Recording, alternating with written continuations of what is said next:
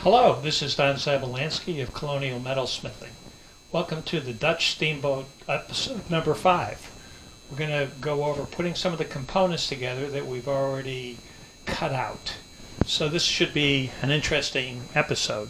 The first thing we're going to do is talk a little bit about soldering, because that's principally how you put these components together.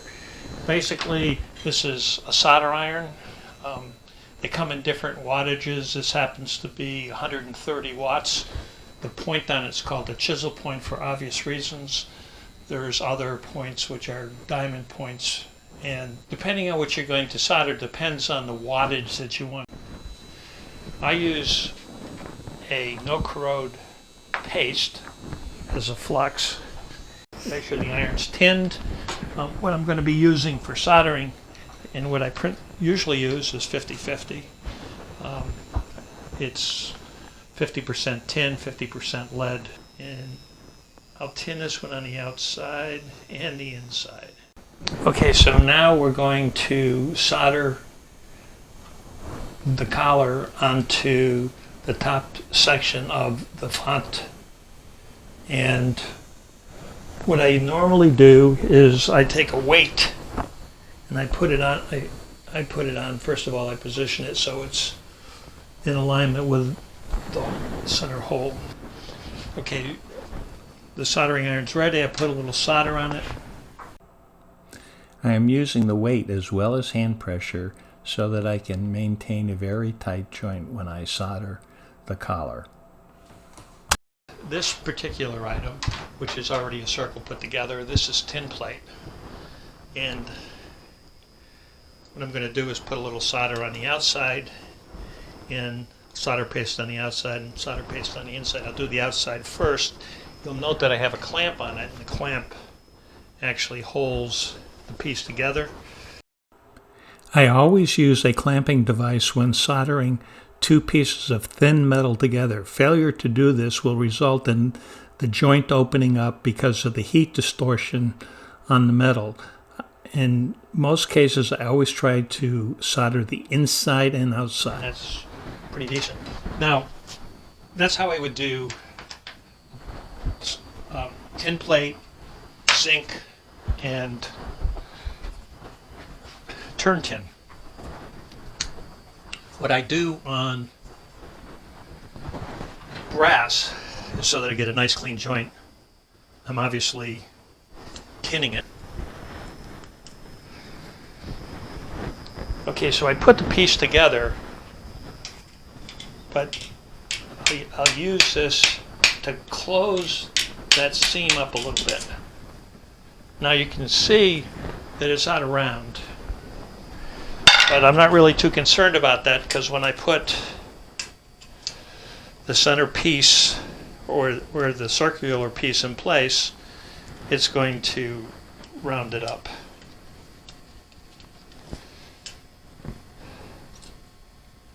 Okay, so I tighten this down.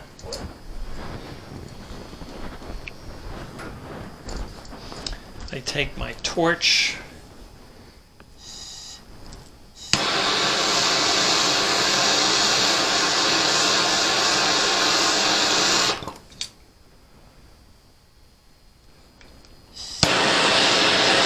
Down a little bit, and then I'll have a really nice clean joint. As you can see, when I put the piece in place, it comes right into round. Normally what I do on these, instead of soldering them in place, I've already pre-tinned this piece. The same situation exists here. All I need to do is heat this up.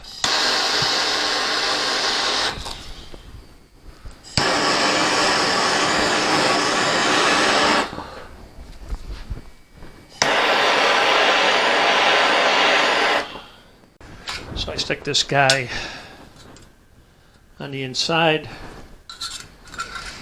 and I'll put the solder paste on the inside, right around.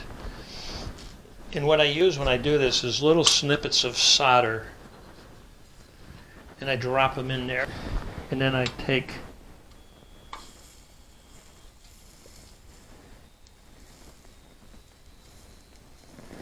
tack weld it in place and go around, and I do that because this has a tendency to want to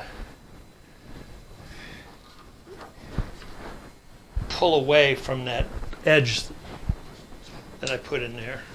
So I'll throw a piece right on this side.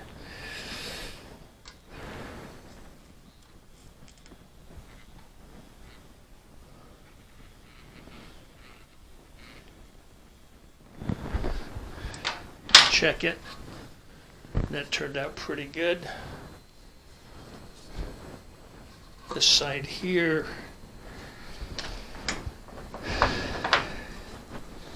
This next.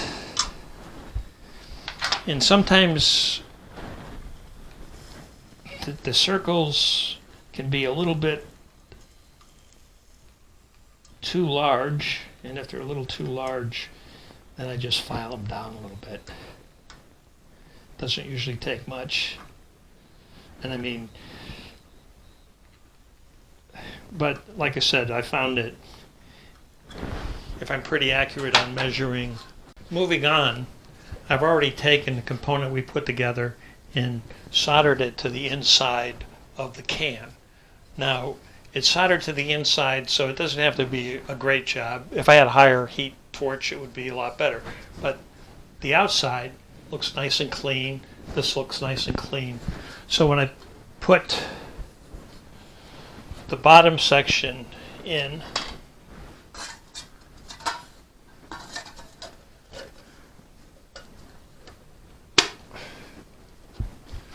like this,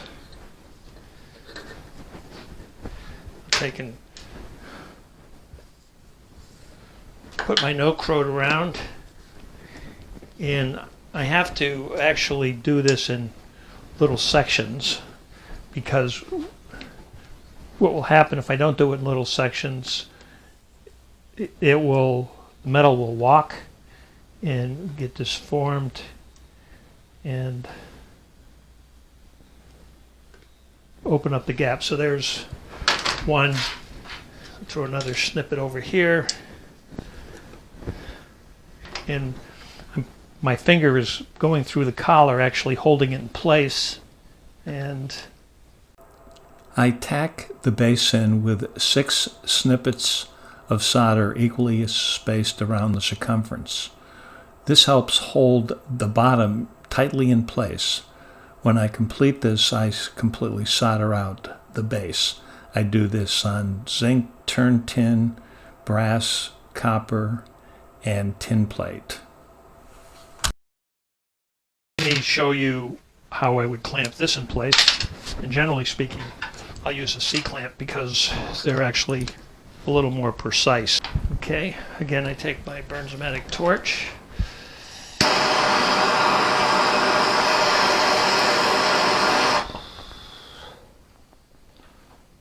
And a little dab will do ya. I hold this down flat because it will have a tendency to curl and not be a flat component. Completed the assembly of the fonts and the rings that support the fonts in the Dutch Steamboat Lantern. And obviously, if you put it in a lantern, you need some way of keeping it from moving around.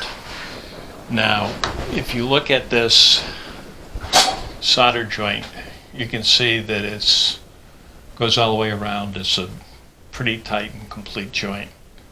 It doesn't have to hold lamp oil, but if it did, I would hydrostatic test it or fill it with water.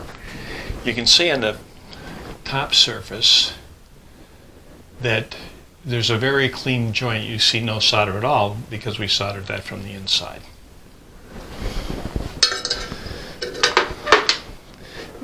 The soldering is similar on the turn tin, zinc, and tin plate. Now this is one that has been completed and polished out. and it has a English duplex burner on it, which has been electrified. And this will be used in one of the Dutch Steamboat Lanterns. I always get questions on how you calculate the circumference on these. Well, it's actually fairly simple. You take a ruler, of course, and you measure the distance across. And this is 4 3/4 inches. And generally speaking, the old-fashioned way was to take the diameter and multiply it times pi, and that would give you the circumference around the can. Or, in today's day and age, you can just ask Siri and she'll tell you that it's 14.92. Generally speaking, I would add possibly a 1/16 of an inch or so to that, not much more, and then I would have a 3/16 inch lap.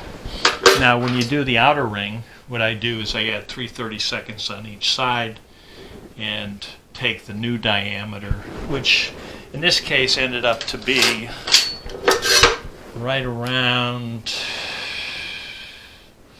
5 inches. So as you can see, that fits, reasonably well. You get a little bit of outer roundness, so you have to have a little slop. Episode 6 will involve assembling the turn pin components. This is the inner gas shield, and of course the outer deflector, and then to that we would add the back, top and bottom, and the side support columns. Anyway, hope to see you soon. Bye.